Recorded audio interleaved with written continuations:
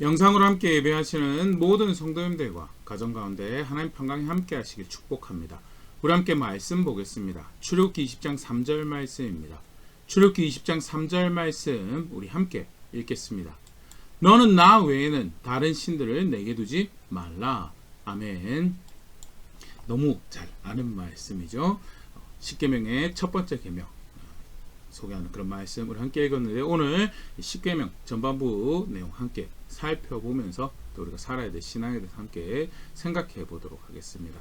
십계명은 출애굽기 20장이 기록이 되는데요, 우리 지난 시간까지 살펴봤던 출애굽기 19장까지 내용이 하나님께서 이스라엘 백성들을 이집트의 종로로 타는 데서 건져내시죠. 걸음걸음 인도하셔서 드디어 19장에 시내산에 당도를 하게 됩니다. 하나님께서 거기서 이스라엘 백성들에게 초청을 하십니다. 너희 내 백성 할래. 근데 그 내용은 내가 준 명령을 따라서 순종해서 그렇게 언약에 충실해서 내 백성 될래 라고 초청을 하시고, 백성들이 네 우리가 그렇게 하겠습니다 라고 화답을 하죠. 그러면 언약 당사자끼리 만나는 그런 장면이 20장부터 펼쳐진데, 20장에 그렇게 하나님께서 처음 만나셔서 백성들에게 주실 명령이, 그들에게 주실 명령이 어떻게 보면 가장 기본 모판이 되는 것 같은 그런 말씀을 주신 게 사실 오늘 그리고 우리 다음 주 살펴볼 십계명 내용인데요.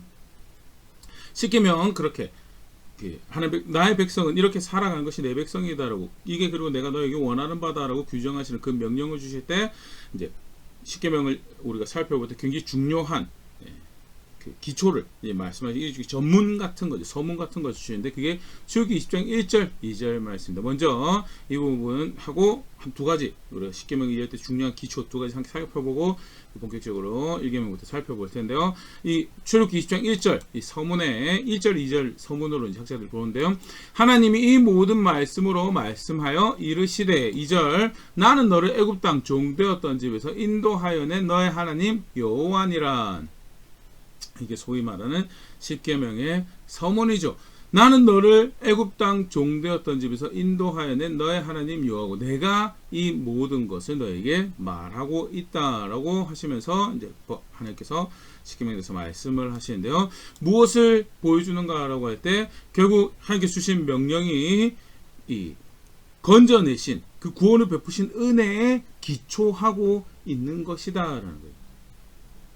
실제로 명령이 주어집니다. 명령이 십계명이 전부가 아니죠. 십계명은 그 다음에 거기서 파생되는 내용들의 기초가 되는 그런 모판과 같은 기본적인 이해가 되는 그런 말씀이고, 거기서부터 유대인들이 추려보니까 613가지 계명이 되더라라고 이야기할 만큼 많은 계명들이 존재합니다. 실제로 그것을 다 따라 사는 것이 쉬운 일은 아니죠. 아니, 쉬운 것보다도 굉장히 고달프고 힘든 그런 모습이죠. 구체적으로 하지 말라 하라가 규정되어 있기 때문에 그걸 해야 되는 것을 하기 위해서, 하지 말아야 될 거 하지 않기 위해서 그것을 따라가는 삶이 마치 짐같이 여겨지는데, 실상은 그 뿌리가 뭐냐? 은혜에서부터 출발한 것을. 그렇기 때문에 짐을 너에게 지운 것이 아니고 은혜에 의한 삶을 실제로 살아갈 때 그 구체적인 모습이 뭐냐? 법을 따라가는 삶의 모습이다라는.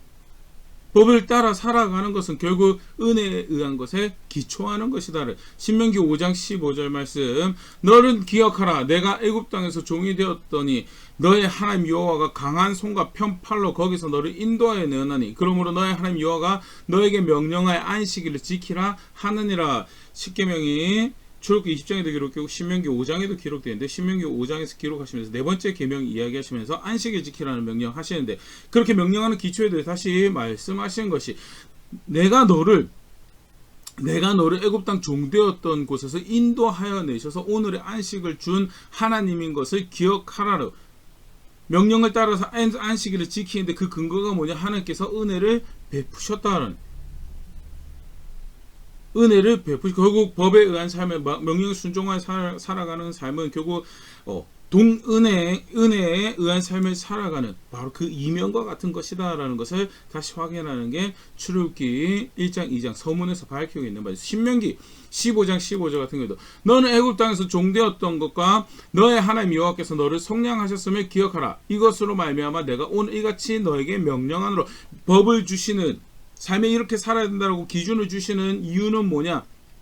내가 너에게 구원이 되고 너희가 너의 은혜가 되고 그 은혜에 의한 삶을 살아가는 데 있어서 너에게 필요한 것이 법이고 내가 그래서 너에게 이렇게 명령한다라고 하시는 굉장히 중요한 이해를 확인을 하죠. 아까도 얘기 드렸던 것처럼 기준을 엄격한 법을 가지고 있다는 거, 하라는 것과 하지 말라는 거, 굉장히 사실은 그게 더더군다나 하나님께서 주신 거룩하신 명령들이고 죄에 욕심에 감각에 익숙하게 살아가는 것이 더 빠른 사람의 경우에 굉장히 체질적으로 맞지 않는 그것이 이스라엘 역사에서도 확인되어지고 그 이후에 교회 역사에서도 확인되어지는, 그럼에도 불구하고 그 모든 것은 짐을 지우는 것이요 고통을 주게 무겁게 삶을 어렵게 만들게 하는 것이 아니고 은혜에 의한 삶을 살아가는 그런 이유에서 그 은혜에 의거하는 삶을 살아가는 그 자리에 계속적으로 있길 바라는 그런 마음에서 주어진 것이다라는 것. 신약에서도 마찬가지. 요한일서 4장 19절 우리가 사랑함은 그가 먼저 우리를 우리가 사랑하라고 명령하신 그 명령을 순종하는 그 근간은 뭐냐? 그가 먼저 우리를 사랑하셨습니다. 굉장히 중요한 신앙의 이해고요. 출발점이 우리가 절대 아니다라는, 하나님께서 먼저 베푸신 은혜가 있고 생명을 주신 먼저 은혜가 있고 구원을 베푸신 먼저 그 은혜가 있기에 우리가 그를 존중하고 그의 명령을 따라 살라고 하나님께서 그렇게 백성들을 이끌어 가시더라라는 것, 다시 한 번 더 분명히 기억할 수 있도록 주시는 말씀이 출애굽기 서문이다라는 것. 따라서 은혜에 의해서 주어지는 말씀이기 때문에, 은혜에서 주어지긴 이미 누리고 있는 그 은혜에 의해서 주어진 말씀이기 때문에 그것에 따르지 않는 것은요 굉장히 심각한 배신이죠. 신명기 13장 10절 여러 말씀 찾아볼 수 있겠지만 신명기 13장 10절 그는 애굽 땅 종되었던 집에서 너를 인도하여 내신 너의 하나님 여호와에게서 너를 꿰어 떠나게 하려 한 자니 너는 돌로 쳐 죽이라 하면서요. 이적을 하고 꿈을 봤다 환상을 봤다라고 하는 선지자가 있을 것이다. 그런데 그가 다른 말을 해서 너로 하여금 너를 구원하신 하나님의 명령을 따르지 못하도록 한다면, 그런데 이적을 이야기하고 꿈을 이야기하고 환상을 이야기하고 뭘 신비로운 것 했다라고 이야기한다면 그 말 귀 기울일 거 없다라고, 오히려 그거 네가 무엇을 중요하게 여기고 실제로 무엇에 따라 살아가는지 시험이 될 터이고, 그러면서 하시는 말씀이 13장 10절에 너를 꿰어내는 것이기 때문에 미혹하신 것이기 때문에 너의 삶에서 그를 제거하라라고 이야기한 것이 그를 돌로 쳐 죽이라. 그만큼 심각한 문제가 뭐냐? 법을 저버리고 하는 말씀을 저버리는 것이고, 그 이유는 먼저 받은 은혜가 있는데 정직하게 양심에 따라 살아도 내가 누리고 내가 이렇게 사랑받았는데 하면서 살 수밖에 없는 이미 충분한 동기와 열정을 가지고 있는 자리인데 그걸 애써 부인하는 그것이 사실은 불순종이고, 그렇기 때문에 심각한 배신이고, 그러한 사실들을 다시 확인하는 것이 십계명의 서문이죠. 법은 은혜에 의해서 주어졌다라는 것, 십계명 우리가 이해할 때 가지고 있어야 굉장히 중요한 전제적 이해고요. 두 번째, 십계명을 살펴볼 여러 방법들이 있겠죠. 개개 하나하나 항목 다 중요하고 소중한데요. 근데 그 덩어리로 사실은 이 십계명이 무엇을 이야기하고 있는 건가, 우리 사실 조금 더 큰 그림을 가지고 있으면 구체적인 명령을 이해할 때 굉장히 도움이 많이 되리라 생각되어지는. 근데 하나님께서, 특별히 예수님께서 사실은 그 십계명이 의미하는 바에 대해서 굉장히 분명한 그림을 알려주셨죠. 마태복음 22장 37절 40절 말씀입니다. 예수께서 이르시되 너의 마음을 다하고 목숨을 다하고 뜻을 다해 주 너의 하나님을 사랑하라 하셨으니 이것이 크고 첫째는 계명이요 둘째도 그와 같으니 내 이웃을 내 자신과 같이 사랑하라 하셨으니 이 두 계명이 온 율법과 선지자의 강령이니라. 그래서 율법의 가장 중요한 것이 무엇입니까? 우선되는 계명이 무엇입니까? 라고 할 때 예수님께서 그 질문에 뭐라고 답하시냐? 하나님 사랑하고 이웃 사랑하는 거다. 모든 율법은 사실은 이 내용을 담고 있는 것이다 라고 이야기하는 것이 온 율법과 선지자의 강령이니라. 하나님 사랑하고 이웃 사랑하는 것. 그렇다고 한다면 그 율법의 일종의 모판과 같은 가장 기초가 되는 십계명도 사실은 어떤 이해를 담고 있는 건가? 하나님 사랑하고 이웃 사랑하는 것, 두 이해에서 이야기되어지거든요. 아까도 얘기했던 세부 항목 하나하나 굉장히 소중하고 중요한 가르침이죠. 그런데 궁극적으로 그것이 어떤 의도에서 어떤 목적에서 주어지는 건가? 오늘 우리가 요절 말씀으로 너는 나 외에는 다른 신은 내게 두지 말라라는 말씀 함께 읽었었는데요. 그 목적이 뭐냐? 그 그걸 통해서 하는 도달해야 되는 그 계명을 가지고 그걸 우리가 따라 산다고 할 때 실제적으로 도달해야 될 목적지가 어디냐? 그게 하나님 사랑하는 것. 다르게 표현하면 하나님 사랑한다고 하면 어떻게 우선적으로 어떻게 살아야 되느냐? 하나님 말고 다른 신 없는 것으로 그렇게 살아야 되는 게 그게 하나님 사랑의 기초적인 거예요. 그런 이해를 제공하는 게 이게 예수님께서 말씀하신 거고, 십계명은 그런 이해에서 살펴보면 구체적으로 사실은 하나님 사랑한다, 이렇게 하는 것이 하나님 사랑하는 것이다, 이렇게 하는 것이 이웃을 사랑하는 것이다 라고 규정하고 있는 말씀입니다. 그런 이해에서 우리가 이번 주 다음 주 그렇게 살펴보려고 그러고요. 아울러서 하나 더 전제해야 될 이해가 하나님 너는 나 외에는 다른 신 내게 두지 말라, 우상 숭배하지 마, 우상 만들지 말라, 이 구체적인 명시된 명령들이 있죠. 근데 그게 단순히 그걸로 표면적인 것으로 끝나지 않더라라는 거에 대해서. 그러니까 사실 그 이상의 의미를 가지고 있는 거예요. 그걸 누가 잘 보여주셨냐면 예수님께서 하나님의 아들이 오셔서 이것이 사실은 본래 의도하신 이 명령이 의도하는 바이다라는 것. 마태복음 5장 21절 22절 같은 게 먼저 보면요, 옛 사람에게 말한 바 살인치 말라, 누구든지 살인하면 심판을 받게 되리라 하였다는 것을 너희가 들었으나, 이제 살인하지 말라는 계명을 주셨던 거에 대해서 말씀하기 때문에 오늘 우리가 이제 다음 주 살펴볼 내용인데요. 지금 십계명 6번째 계명이죠. 살인하지 말라. 그런데 그것이 단순히 사람을 너네 그 명령 받았지 않느냐? 근데 22절 뭐라고 그러냐면, 말씀하시냐면, 나는 너에게 이르노니 형제에게 노하는 자마다 심판을 받게 되고, 형제를 대하여 나가라 하는 자는 공에 잡혀가게 되고, 미련한 놈이라 하는 자는 지옥불에 들어가게 되리라. 라면서요, 이 살인하지 말라라는 것이 단순히 외부적인 행위의 어떤 규정이 아니라 실제로 그런 자세를 가질 것에 대한 명령을 하신 거에 대해서.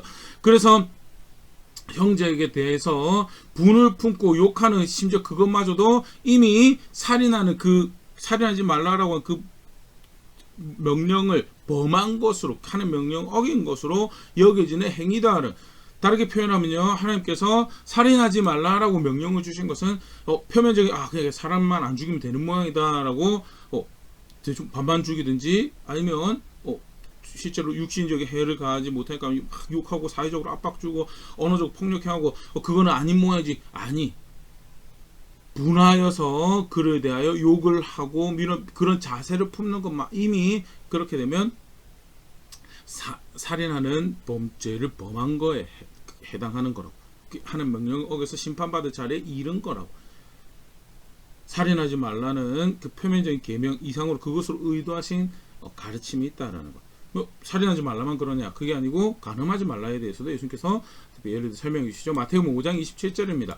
또 간음하지 말라 하였다는 것을 너희가 들었으나, 28절, 나는 너에게 이르노니 음욕을 품고 여자를 보는 자마다 마음에 이미 간음하였느니라. 그러면서 이미 불순한 자세를 가지고 여자를, 이성을 대하는 그 모습 자체가 뭐예요? 그게 간음하였다라는 거예요.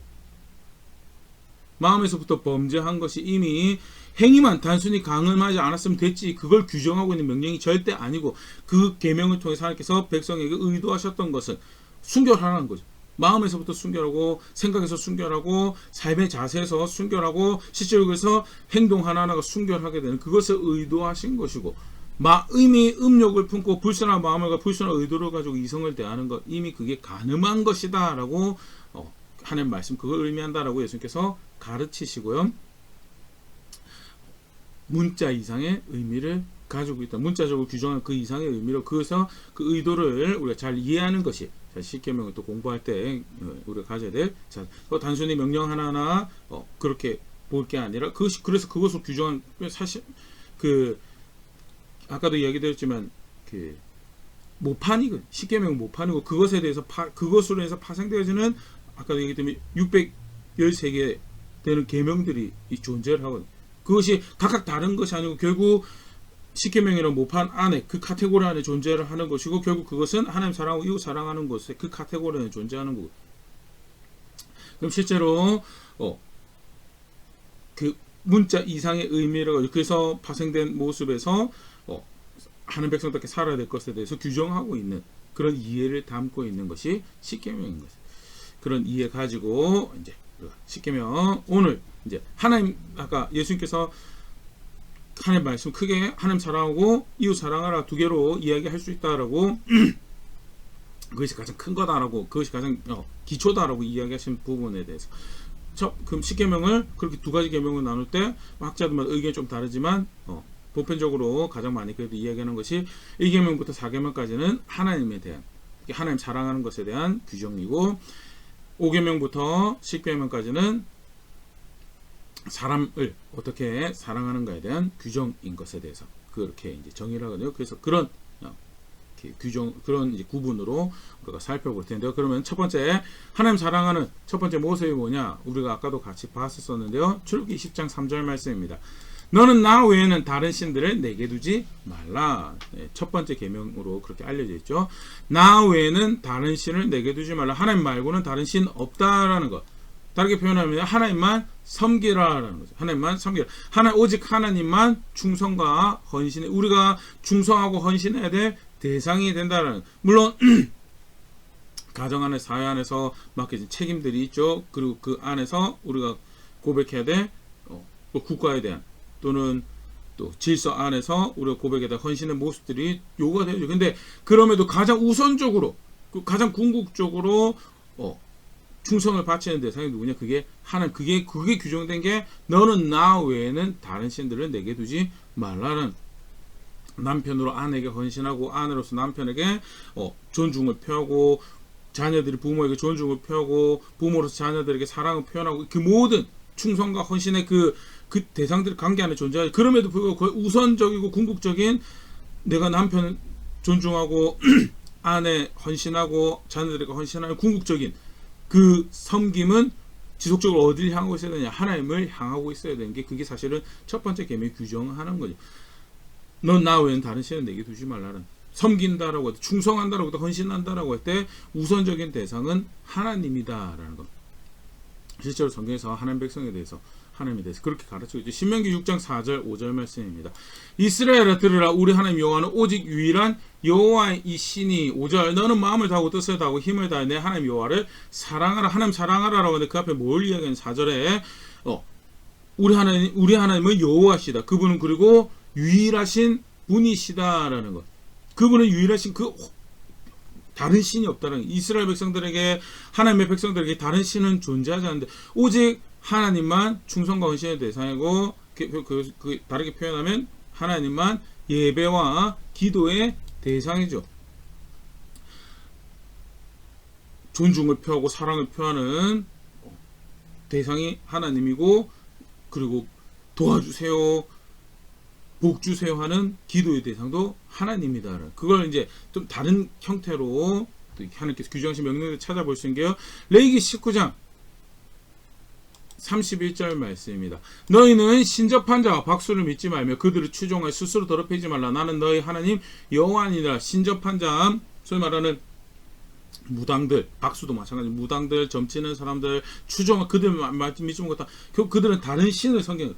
하나님은 하나님 섬긴다라고 할 때 소위 하나님과 사람 사이에서 하나님을 섬기고 사람 사이에 섬기는 대표적인 존재로 제사장을 선택하셨고요. 그리고 선지자를, 왕을 이렇게 사용하셨지, 신접한 자, 박수, 무당, 점치는 자 이런 사람들 사용하지 않았죠. 하나님 뜻을 알려줄 때 하나님 사람들을 세우셔서 계시해주는 말씀 있고 그거 가지고 순종할 수 있도록, 무엇보다 그걸 또 기록하셔서 백성들이 알 수 있도록 하셔서 그렇게 하나님께로 인도하시고 그렇게 하나님 향할 수 있도록 하셨는데 다른 그거 말고 다른 방식으로 예배하고 다른 방식으로 기도하고 방식뿐만 아니라 다른 신의 인도를 따른다고 하는 그런 존재들 없다는. 하나님만 예배와 기도의 대상이 되십니다. 레위기 20장 27절 말씀입니다. 남자나 여자가 접신하거나 박수무당이 되거든 반드시 죽일지니 곧 돌로 그를 치라. 그들의 피가 자기들에게로 돌아가리라. 하면서요. 다른 신접한다라고 하고 무당이 되거든 죽여라고. 백성 중에 없어야 되는 모습이다. 그만큼 누구만 예배를 받으시고 누구만 기도의 대상이 되어야 되는가? 하나님만 예배의 대상이 되고 하나님만 기도의 대상이 되어야 된다라는 것. 또 사실 하나님만 섬기라라는 것. 너 다른 신 없다라고 이야기할 때는 하나님만 충성과 헌신이 되고 하나님만 예배와 기도의 대상이 된다면요. 그게 또 의미하는 바는 너희 도와줄 존재가, 너에게 구원이 되는 존재가 나밖에 없다라는 것 사실을 이야기를 하는 거예요. 하나님만 구원이시고 하나님만 복이시다라는 거. 뭐 사실 그래서 점치지 말라라는 또는 복수를 사수를 행하지 말라는 것도 다 여기 뭐가 나에게 구원이 될까 어떤 그런 것들이 앞으로 벌어질 일들을 예상해서 내가 위험을 피하고 그 의지할 것이 됐더니 그 사실 그것 때문에 점치고 오늘의 운세 이런 것도 살펴보잖아요. 그런 거야.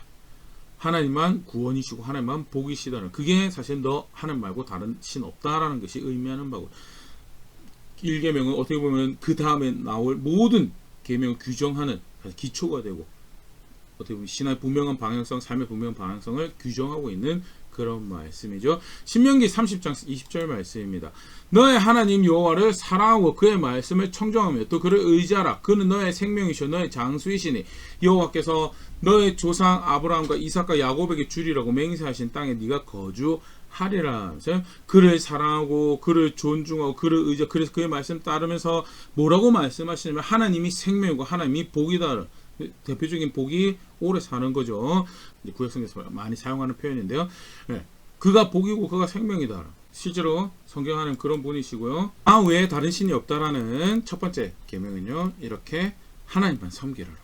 그가 유일한 예배의 대상, 그가 유일한 기도의 대상, 그가 유일한 복의 근원이시고 그가 유일한 생명의, 그가 유일한 구원의 주인이시다라는 것을 규정하고 있는 그런 말씀이고 그렇게 그 한 분 하나님만을 예배의 대상으로, 기도의 대상으로, 복의 대상으로, 구원의 대상으로 알고 살아가는 것이 하나님 백성이 하나님 사랑한다라고 할 때 살아가는 모습이다.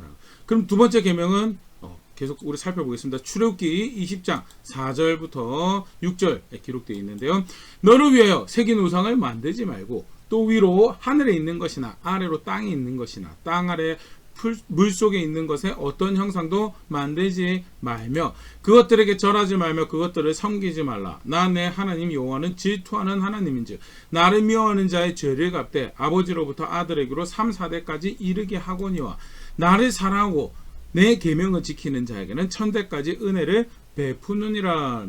우상을 만들지 어떤 형상으로 우상을 만들지 말고 특별히 질투하시는 하나님이시다라고 알리시면서 나는 내 거에 대해서 내가 내 거라고 지키는 하나님인 거에 대해서 소개하시면서 그 행위에 대해서 강화하고 강조하시는 그런 말씀이 우리가 좀 전에 읽었던 두 번째 계명을 규정하시는 말씀인데요.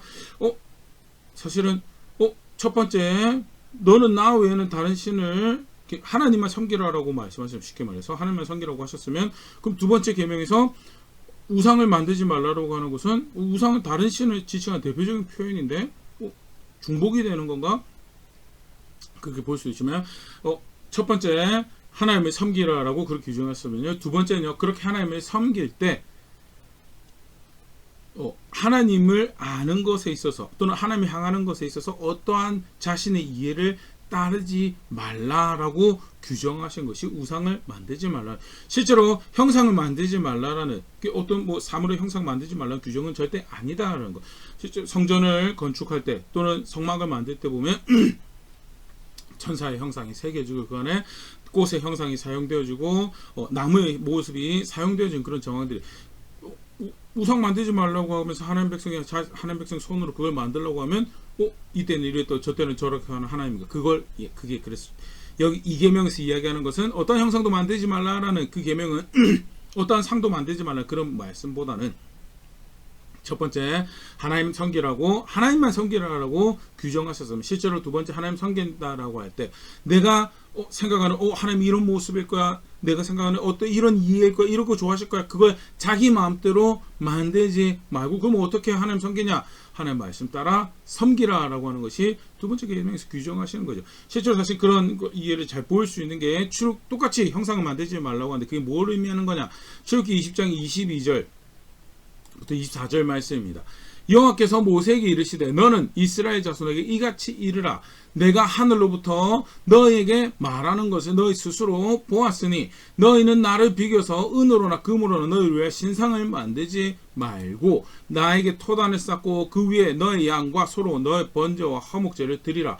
내가 내 이름을 기념하게 하는 모든 곳에서 너에게 임하여 복을 주리라. 그래서 23절 말씀 보면 사실 우상 만들지 말라라는 것이 표현되고 있는 정황 볼 수가 있고요. 그 앞에 전체적으로 이야기하시는 것이 있습니다. 하나님께서 이스라엘 백성들하고 시내산에서 임재하셔서 현현하셔서 만나셨습니다. 큰 소리로 구름으로 번개로 그렇게 나타나서 만났는데 근데 그게 하나님이냐? 그건 아니죠. 본 적이 없어요.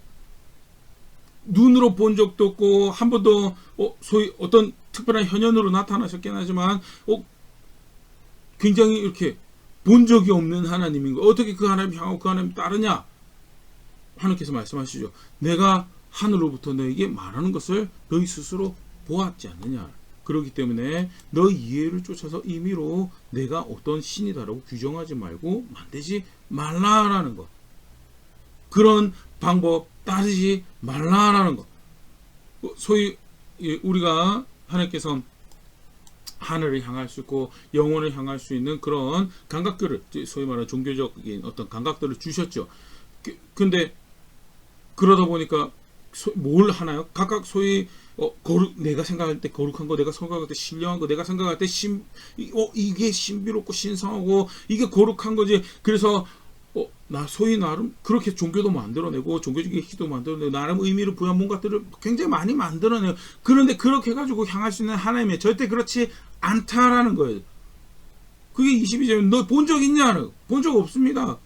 어떻게 그럼 나라 아냐라고 몇 가지 사건들 가지고 이야기하는데 그렇게 알 수 있는 존재가 아니죠. 그렇게 규정할 수 있는 존재도 아니고요. 그런데 더 신비로운 말씀이 우리 마지막 이것도 24절 말씀. 나에게 토단을 쌓고 그 위에 너의 양과 소로 너의 번제와 화목제를 드리라 하면서 토단을 쌓고 내 이름을 기념하라라고 말씀하시는 거에 대해서 본 적도 없는데 어떻게 하나님이 향하느냐. 뭔가 만들어 놓으면 그 사실은 향하기 편하겠죠. 절대 그런 거 만들지. 그럼 어떻게 하나님 향할 수 있느냐?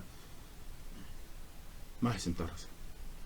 나는 이런 존재고 이것이 거룩한 것이고 이것이 바른 것이고 나는 이런 것을 기뻐하신다라고 구체적으로 말씀으로 시키명뿐만 아니고 알려주시고 그래서 하나님을 섬기는 것이 그게 하나님 사랑하는 것이다.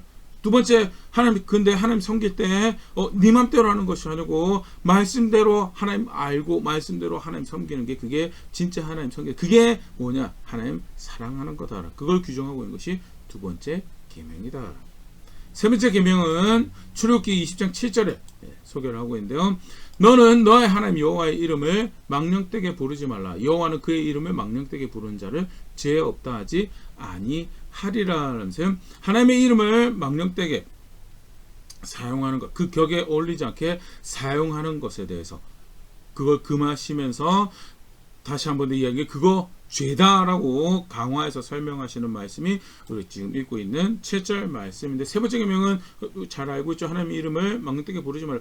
직접적으로는 사실 입술에 해당하는 말씀이죠. 그래서 레위기 24장 16절 같은 경우에 여호와의 이름을 모독하면 그를 반드시 죽일지니 온 회중이 돌로 그를 칠 것이니라.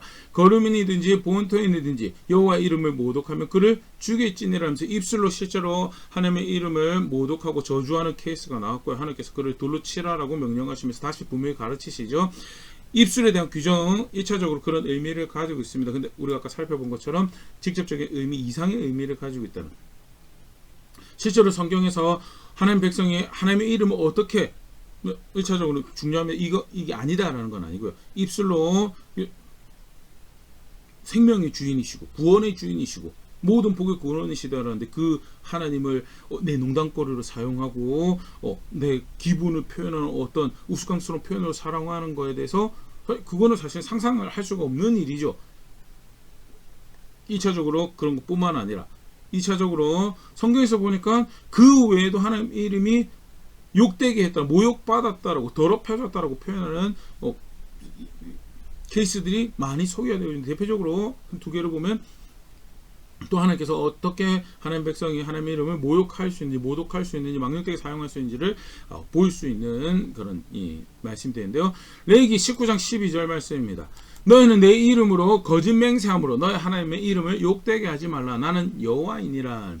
하나님의 이름으로 거짓을 행함으로써 특별히 맹세한다는 것은 거짓을 증언하는 거죠. 거짓을 증언하고 거짓을 입에 담는 것으로 하나님의 이름을 욕되게 할 수 있다는 하나님 백성이면 그 하나님이 정의로운 의로우신 것처럼 늘 그 입술에 정직하고 의로운 것이 담겨 있어야 되는데 거짓을 맹세하고 거짓을 말하고 하는 것을 통해서 누가 모욕을 받는 건가? 하나님의 이름이 모욕을 당한다.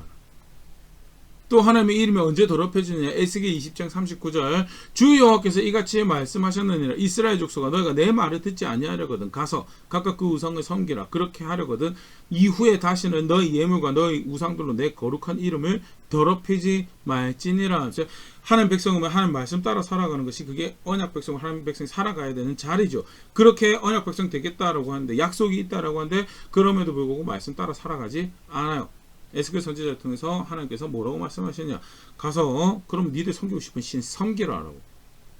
그런데 그러고 와서 내가 그런 어중이 떠중이 신들 사이에 끼어있는 그런 저런 신인 것처럼 취급하려면 다시는 나한테 와서 제사도 하지 말고 기도도 하지 말고 나를 향해서 섬김을 고백하지 말라라고 이야기하면서 하나님 백성이 하나님의 이름을 거짓으로도 더럽힐 수 있고 그들이 하나님을 그런 존재로 그 어중이 떠중이 신 중에 하나인 동네 이웃들이 섬기는 신 중에 하나인 것처럼 취급해도 그것으로 모욕을 당하고 거룩하지 않는 하나님 백성으로 인해서 하나님 말씀 따라 살아가지 않는 하나님 백성으로 인해서 그 이름이 더럽힘을 받는 그 모습에서 직접적으로 입술에 대한 규정뿐만 아니라 실제 삶에서 입술로는 하나님 이름 가지고 농담하고 이런 거에 대해서 막 엄격하게 주변에도 막 그렇게 막 잣대를 이야기를 해요. 그런데 정작 본인의 삶에는 거짓이 있어요. 성실하지 않고 정직하지 않고 정의롭지 않아요. 그 말씀 따라 살아가지 않아요. 그럼 뭐예요? 그게 하나님의 이름 더럽히는 거예요. 그리고 그렇게 하면서 하나님 그래도 나의 기도를 받으시고 나의 예배를 받으시고 그러면 하나님 그런 어중이 떠중이 신으로 여기는 거 그걸로 또 하나님 이름을 더럽히는 거예요. 그거 하지 말라라고 하는 것이 사실 상계명에서 규정하는. 그러면 결국 뭐 하라는 거냐? 하나님의 이름에 걸맞는 삶을 살아라. 하나님만 섬기는 게 하나님 사랑하는 거다. 그때 하나님 말씀 따라 하나님 섬기는 게 그게 하나님 사랑하는 거다. 그게 하나님 말씀 따라 하나님 섬긴다라고 하는 실제 삶에서 하나님 이름으로 불려지는 그 백성답게 살아가는 것이 그게 하나님 사랑하는 거, 하나님 존중하는 거다. 실제로 하나님 백성의 삶에 대해서 그 하나님 백성에 대해서 규정하시는 말씀이 그 이름 가지고 살아가는 것이 그게 하나님 백성이 살아가는 거다라고 말씀을 신명기 6장 13절 말씀입니다. 너의 하나님 여호와를 경외하며 그를 섬기며 그의 이름으로 맹세할 것이니라 하면서 약속을 하는데 반드시 내가 지키겠습니다라고 이야기하는 그 굉장히 강화된 게 맹세하는 거죠. 근데 그게 사람이 연약하고 어리석어서 헤아리지 못해서 파기가 될 수 있는데 어떻게 하나님의 이름을 그런 데 사용하겠습니까? 아니 하나님 백성은 내 이름으로 그렇게 약속하고 그가 입술을 뱉은 것은 반드시 이루는 그런 사람으로 살아가는 게 그게 하나님 그렇게 진실되고 정직하고 의롭게 살아가는 것이 하나님 백성이고 이게 결국 그걸 이야기하는 거예요. 그의 이름으로 살아가는 백성이 하나님 백성인데 신약에도 마찬가지죠. 골로새 3장 17절 말씀 또 무엇을 하든지 말에나 일에나 다 주 예수의 이름으로 하고 그를 힘입어 하나님 아버지께 감사하라. 말할 때도 일에도 예수 그리스도의 이름으로 하는 것이 하나님의 아들이신 하나님의 이름으로 살아라는 것도 동일한 무게를 가진 말씀인데 하나님 백성 하나님 이름으로 살아가는 백성이고 그 이름에 걸맞는 그런 말을 하고 행동을 하고 그런 삶의 열매들을 만들어가며 살아가는 게 그게 하나님 백성이고 그렇지 않으면 그 이름이 더럽힘을 받는 게 성경에서 가르치는 그 이름이 모욕당하고 망령되게 사용되어지는 거예요. 실제로 이 상계명 말씀을 통해서 규정하신 것은 하나님 백성이면 하나님 백성답게 살아가는 거예요. 사실은 그걸 또 조금 다르게 성경에서 가르치고 있는 표현이 뭐냐? 레위기 11장 45절 말씀인데요.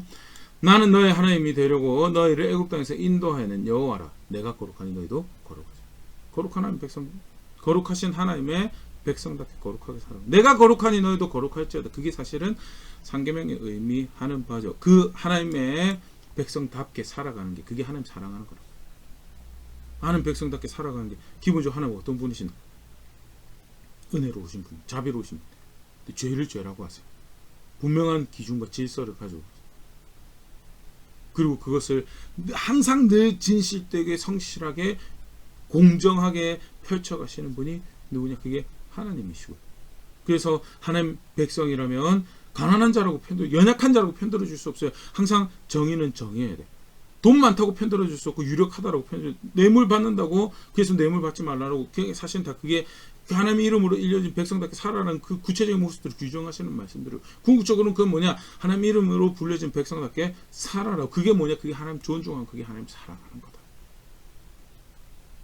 아버지만 존중해도 아버지 가르침 존중하고 또는 어떤 선생님의 제자로서 내가 그 선생님의 가르침 존중한다 할 때 그것에 따라 살아가는 것이 그게 사실 존중한다는 하나님 사랑한다라고 할 때 그 이름을 불려지는 백성답게 살아가지 않는 거 사실 같이 공존할 수가 없는 거고 그걸 실제로 규정하시는 계명이 세 번째 계명 여호와 이름을 망령되게 부르지 말라라는 네 번째 계명 출애굽기 20장 8절에서부터 11절에 소개하고 있는데요. 출애굽기 20장 8절 안식일을 기억하여 거룩하게 지키라. 엿새 동안은 힘써 내 모든 일을 행할 것이나 일곱째 날은 내 하나님 여호와의 안식일인즉 너나 내 아들이나 내 딸이나 내 남종이나 내 여종이나 내 가축이나 내 문 안에 머무는 객이라도 아무 일도 하지 말라. 이는 엿새 동안에 나 여호와가 하늘과 땅과 바다와 그 가운데 모든 것을 만들고 일곱째 날에 쉬었음이라. 그러므로 나 여호와가 안식일을 복되하여 그날을 거룩하게 하였느니라. 너무 유명한 너무 잘 아는 그런 말씀이죠. 네 번째 계명 안식일을 기억하여 거룩하게 지키라. 안식을 규정하시는 계명인데요. 그러면서 말씀하시는 것이 하나님께서 쉬셨기 때문에 쉬어라 라고 그렇게 직접적으로 표현되어 있는데 우리가 사실 우리 창세기 살펴볼 때도 봤었지만요. 하나님께서 쉬셨다라는 것이 무엇을 의미하는가? 성경에 하나님 쉬시는 분으로 가르쳐지고 있는가? 절대 그렇지 않죠. 하나님은 쉬시지도 않고 요동하는 변동하는 그림자도 없으신 분이시다라고 그렇게 한결같이 영원하신 분이시다라고 소개가 되어지는 것이 성경의 하나님이고 그러면 그가 쉬셨다라는 것은 무엇을 의미하는가? 하나님 질서에서 만들어진 만물이 특별히 그의 말씀으로 만들어진 만물이 그 질서 안에서 참된 하나님의 안식에 참여하고 쉼을 얻었던 그 모습을 하나님께서 쉬셨다라는 것으로 담아내고 있으면서 결국 무엇을 의미하는 건가요?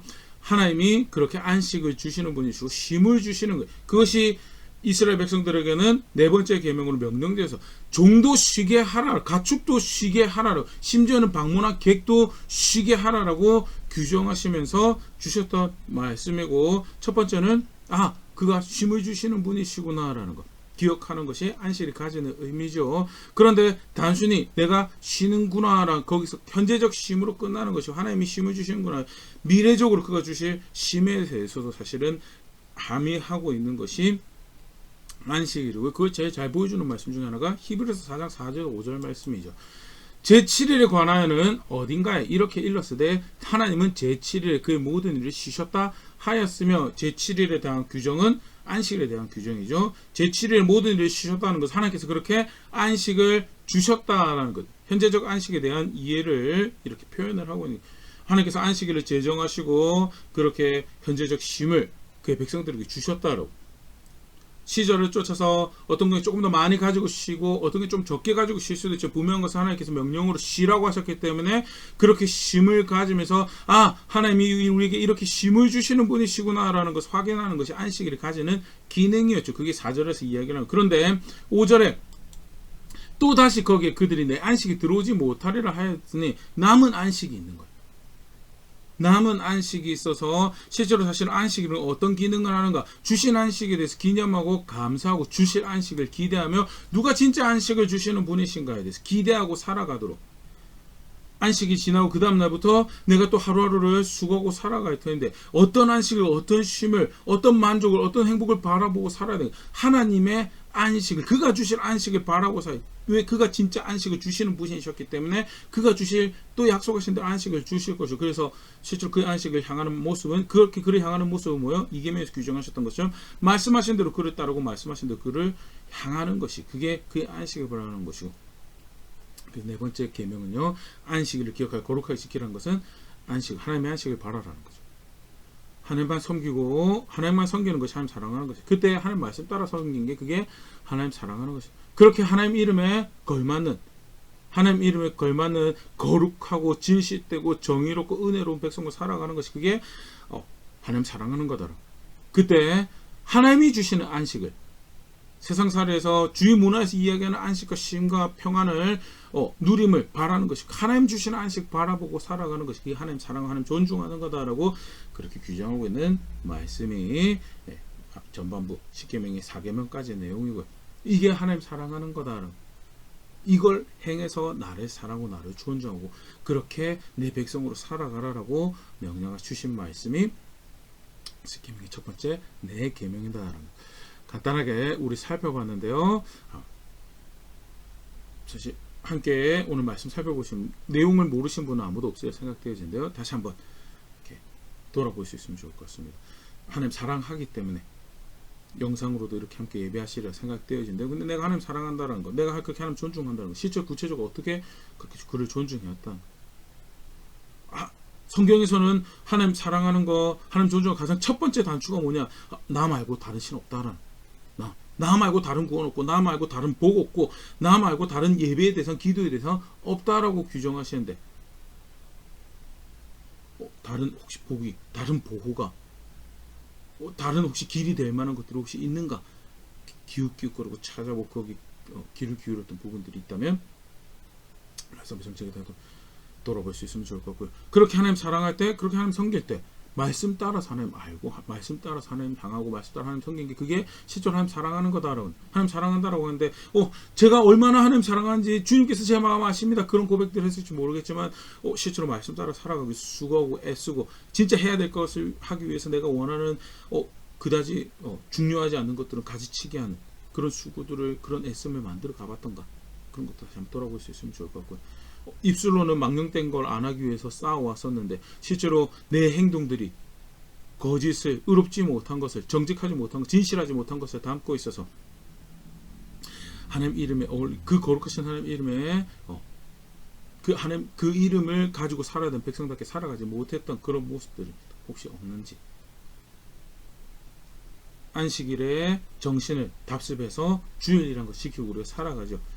그렇게 참된 안식으로 오신 예수님을 안다라고 하는데 다시 그 예수 그리스도 안에서 주실 안식을 바라기보다는 이 땅에서 내가 뭘 좀 더 누려볼까 그런 수고와 열심으로 다름질하고 있었다면 난 도대체 어떻게 하나님 사랑한다고 고백하고 있었던가 말씀을 다시 정직하게 돌아볼 수 있으면 좋을 것 같고요. 가장 기본적으로 규정하는 거고요. 그렇기 때문에 사실 이 십계명은 예수님이 법의 성취이시고 안식의 성취이시기도 하지만 신약 백성에서도 하나님 사랑한다라고 할 때 가장 기초적으로 받아들이고 있는 그런 말씀이 십계명인데 규정하신 대로 정직하게 배워가고 그렇게 하나님 사랑한다 고백하는 자리에 있는, 거기서 성숙해져가는 그런 제가 될 수 있으면 좋을 것 같고 그렇게 함께 자라가는 자리에 있는 우리 교회 될 수 있으면 좋을 것 같습니다.